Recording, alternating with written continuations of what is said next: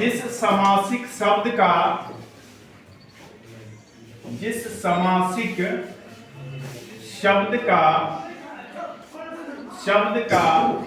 अंतिम पद प्रधान हो।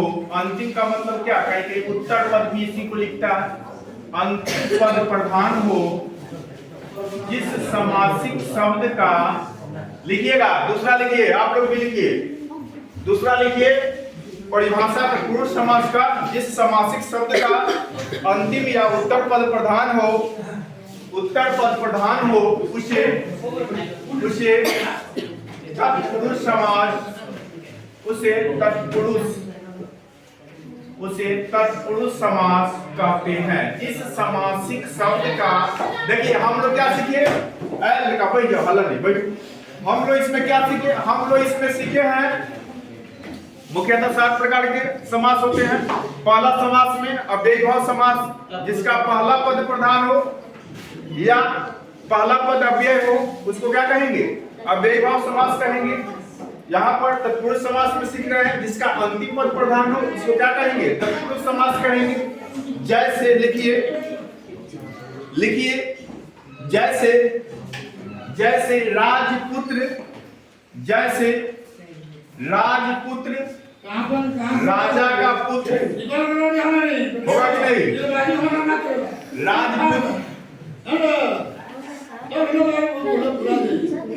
राजपुत्र लिखो, राजपुत्र क्या बात है जी, क्या दिक्कत है, चलो बोलो, लिखो।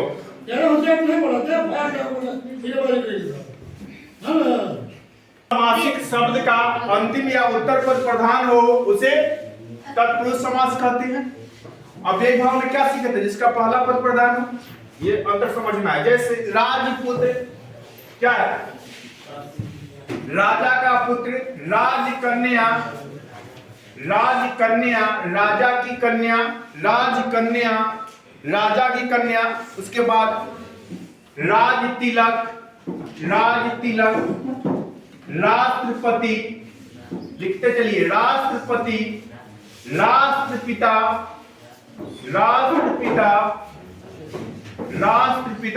उसके बाद लिखिएगा राज सिंहासन,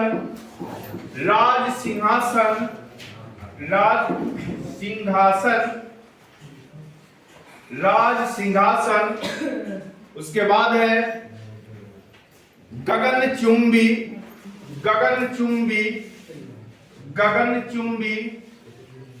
गगनचुंबी का मतलब क्या हुआ, गगन को चूमने वाला, ठीक है। उसके बाद लिखिए गुणहीन,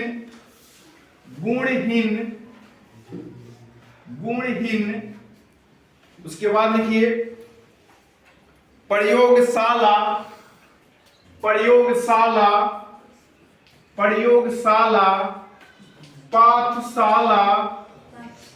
पाठशाला, इसका क्या है, उत्तर पद प्रधान, अंतिम पद प्रधान है। राजसभा क्या है, इसमें सभा है, राजसभा, लोकसभा, ये सब क्या है, सब आपको तत्पुरुष समास है। चलिए तीसरा जो है, तीसरा क्या है बाबू, तीसरा है आपका द्वंद्व समास। तीसरा क्या होता है, द्वंद्व समास। तो द्वंद्व समास का परिभाषा जो है वह यह है कि जिस समासिक शब्द का ध्यान से सुनिए और लिखते चलिए, जिस समासिक शब्द का दोनों पद प्रधान हो, जिस समासिक शब्द का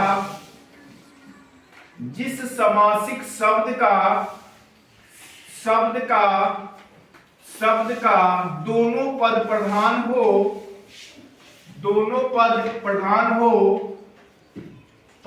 हो, उसे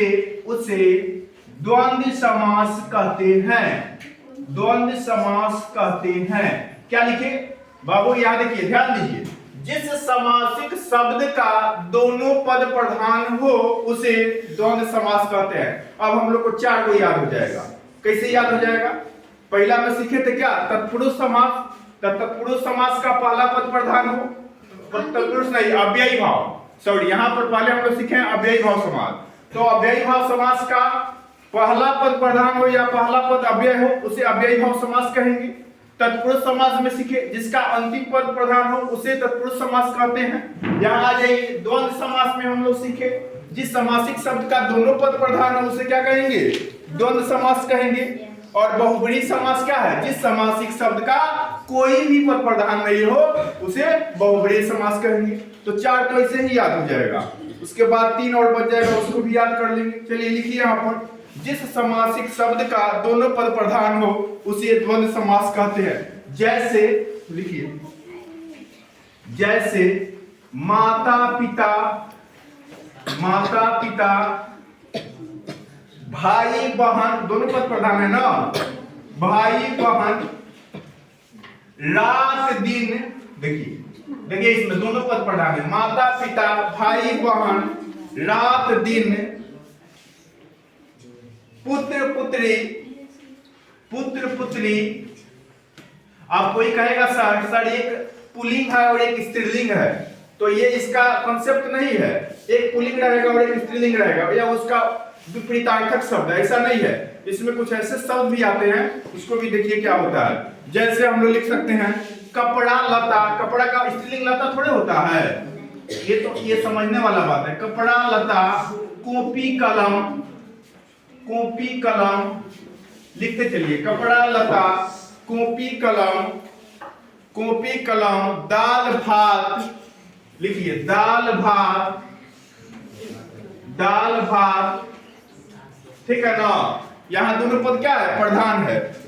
दाल भात, चूड़ा दही, चूड़ा दही, चूड़ा दही, दोनों पद प्रधान है। एक पद दूसरे पद के बिना क्या है, अधूरा है, ठीक है ना। चूड़ा दही, सुबह शाम, सुख दुख, लिखिएगा सुबह शाम, सुबह शाम। उसके बाद देखिए सुख दुख, सुख दुख, सुख दुख, सुबह शाम, सुख दुख। उसके बाद क्या होगा, राजा प्रजा, राजा प्रजा, राजा प्रजा, नर नारी, नर नारी, नर नारी। इसके बाद देखिए गुण दोष, गुण दोष। तो यहां पर हम देखेंगे कि जिसके दोनों पद ही प्रधान होंगे वह क्या कहलाएगा, द्वंद्व समास कहलाएगा। जिसके दोनों पद प्रधान होंगे वह क्या कहलाएगा, शब्द का, जिस समासिक शब्द का कोई भी पद प्रधान न हो, जिस समासिक शब्द का, शब्द का कोई भी पद प्रधान न हो, कोई भी पद प्रधान न हो, न हो, उसे उसे क्या कहेंगे, बहुब्रीहि समास। उसे बहुब्रीहि समास, उसे बहुब्रीहि समास कहते हैं। जिस समासिक शब्द का कोई भी पद प्रधान न हो उसे बहुब्रीहि समास कहते हैं। जैसे, जैसे लिखिएगा, जैसे दशानन, दशानन। देखिए यहाँ पर कोई पद प्रधान नहीं है, बल्कि उसका दोनों पद में कोई पद प्रधान नहीं होगा, कोई तीसरा पद प्रधान हो जाएगा। दशानन, दशानन का मतलब क्या होता है, राम। दशानन क्या हो गया, राम। उसके बाद लंबोदर, लंबोदर, लंबोदर का मतलब क्या हुआ, लंबा है उदर जिसका, यानी गणेश जी। लंबोदर का मतलब क्या होता है, गणेश जी, ठीक है ना। उसके बाद क्या होगा, चतुरानन, चतुरानन, चतुरानन। चतुरानन का मतलब क्या हो, ब्रह्मा जी, ब्रह्मा जी, ठीक है ना। चतुरानन ब्रह्मा जी। वीरा पानी, वीरा पानी, वीरा पानी का मतलब क्या हुआ, सरस्वती जी, सरस्वती जी। देखिए इसमें कोई तीसरा पद प्रधान हो जा रहा है, दोनों पद प्रधान नहीं हो रहा है, ठीक है ना। उसके बाद क्या करेंगे, लिखेंगे चक्रपाणी, चक्रपाणी, चक्रपाणी, चक्रपाणी। चक्रपाणी का मतलब क्या होता है? विष्णु जी। चक्रपाणी का मतलब क्या हुआ? विष्णु जी। उसके बाद क्या है? नीलकंठ। क्या लिखे हम? नीलकंठ। नीलकंठ का मतलब क्या हुआ? महादेव जी या शंकर जी। ठीक है ना? तो देख रहे हैं हम यहाँ पर कि दोनों पद प्रधान नहीं है, बल्कि कोई तीसरा पद प्रधान हो जा रहा है। उसके बाद बन गया कर्मधारय समास। 5 नंबर लिखिएगा, कर्मधारय समास। कर्मधारय समास। कर्मधारय समास लिखिए, लिख करके लिखिए परिभाषा। परिभाषा, कर्मधारय समास की क्या परिभाषा होती है उसको नोट करेंगे, लिखेंगे। समान विभक्ति वाले तत्पुरुष समास को, समान विभक्ति वाले तत्पुरुष समास को कर्मधारय समास कहते हैं। समान विभक्ति वाले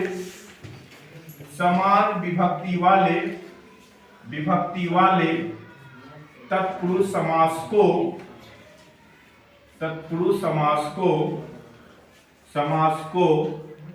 कर्मधारय समास कहते हैं। कर्मधारय समास कहते हैं। समान विभक्ति वाले तत्पुरुष समास को कर्मधारय समास कहते हैं। अब देखिए, समान विभक्ति कहने से क्या मतलब है, समझिए, इस बात को समझिए। ठीक है ना? जैसे एग्जाम्पल लीजिए, जैसे लिखिएगा, जैसे महादेव, महाजन, जैसे लिखिएगा महादेव, महादेव, महाजन, महापुरुष, महापुरुष, महादेव, महाजन, महापुरुष। ठीक है ना? कनकलता, मृगनयन, कनकलता, कनकलता, मृगनयन, मृगनयन, मृगनयन, लालमणि, परमानंद, लालमणि, परमानंद, परमानंद। तो देखिए इसमें क्या हो रहा है, इसमें यह है आदि, इसमें क्या हो जाएगा, समान विभक्ति वाले तत्पुरुष समास। हमने तत्पुरुष समास सीखे हैं। तत्पुरुष समास में क्या सीखे हैं? उत्तर पदे प्रधान, यानी अंतिम पद प्रधान होता है, उसी को क्या कहते हैं? तत्पुरुष समास। लेकिन यहाँ पर क्या है? समान विभक्ति वाले तत्पुरुष समास। तो इसको लिख लिए होंगे। 6 नंबर में क्या है, इसको लिख लिए। 6 नंबर लिखिए, द्विगु समास। 6 नंबर लिखिए तो द्विगु समास, द्विगु समास, द्विगु समास। परिभाषा लिखिए द्विगु समास का, परिभाषा, परिभाषा लिखिए द्विगु समास का। परिभाषा में लिखिए, जिस समासिक शब्द का पहला पद संख्यावाचक हो, जिस समासिक शब्द का पहला, जिस समासिक शब्द का पहला पद, समासिक शब्द का, पीछे दिख रहा है यहां पर, जिस समासिक शब्द का पहला पद प्रधान हो,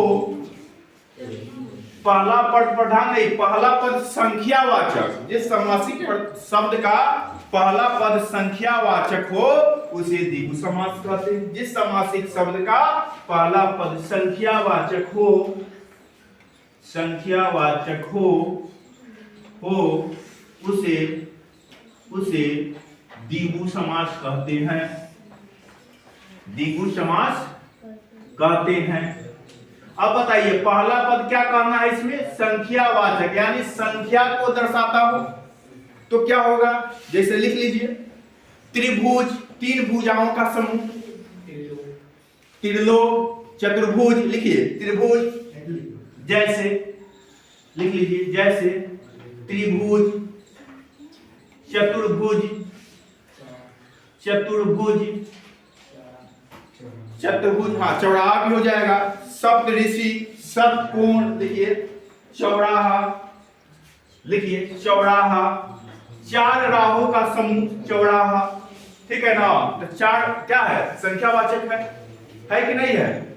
उसके बाद लिखिए त्रिनेत्र, 9 ग्रह, नवग्रह,